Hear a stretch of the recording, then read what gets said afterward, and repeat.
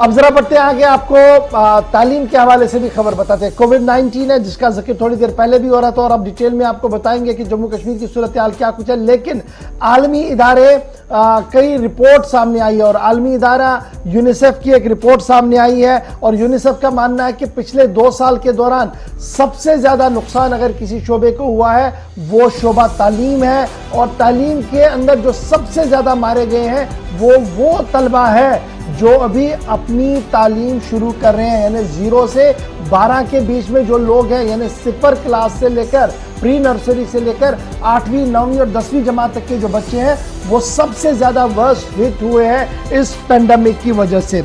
और global education loss हुआ है पेंडेमिक की वजह से, ये यूनिसेफ की रिपोर्ट सामने आई है।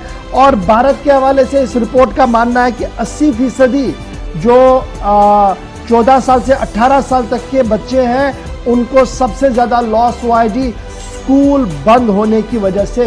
पूरी दुनिया के अंदर 616 मिलियन बच्चे इफेक्ट हुए हैं या पार्शियली स्कूल बंद होने की वजह से या मुकम्मल तौर पर स्कूल बंद होने की वजह से। और ये रैंकिंग कब दे दी गई? जब इंटरनेशनल डे ऑफ एजुकेशन है उस वक्त ये रैंकिंग जो है वो सामने आई है। कोविड-19 की वजह से मार्च के अंदर 2 साल मुकम्मल होंगे जब पूरी दुनिया के अंदर लॉकडाउन की वजह से स्कूल कॉलेज यूनिवर्सिटियां बंद कर दी गई हैं। और जब मार्च में 2 साल मुकम्मल होंगे तो ग्लोबली यूनिसेफ का मानना है कि बहुत बड़ा नुकसान जो है वो शोबा तालीम के उन तलबा को हुआ है जो अपनी तालीम को हासिल करना चाहते थे। नो डाउट कि तालीम को शुरू करने और जारी रखने के लिए नए नए इकदाम किए गए हैं, नई नई तरकीबें दी गई है। लेकिन आलमी इदारे का मानना है कि भारत समेत दुनिया भर के कई मुल्कों के अंदर बहुत सारी आबादी ऐसी है जिनके पास आज भी एक्सेस नहीं है, ना जिसके घर में 3 बच्चे हैं, 1 मोबाइल है तो 1 ही पढ़ पा रहा है, 2 नहीं पढ़ पा रहे हैं ऑनलाइन भी। तो ये भी एक बड़ा मसला जो है वो बताया गया है।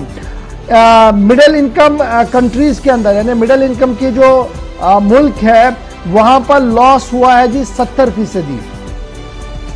और इसी तरीके से हायर इनकम वाले जो हैं वहां पर भी लॉस हुआ है तकरीबन 30 to 40%।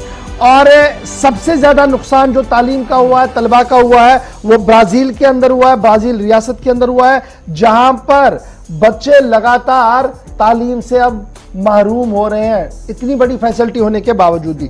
South Africa school children जो है तकरीबन 75% फुल स्कूल ईयर जो हर साल स्कूल जाते थे उसमें 75% बच्चे ऐसे हैं जो स्कूल गए ही नहीं और उनको पता भी नहीं है कि अब आगे कैसे पढ़ना होगा। ये साउथ अफ्रीका का हाल है जी।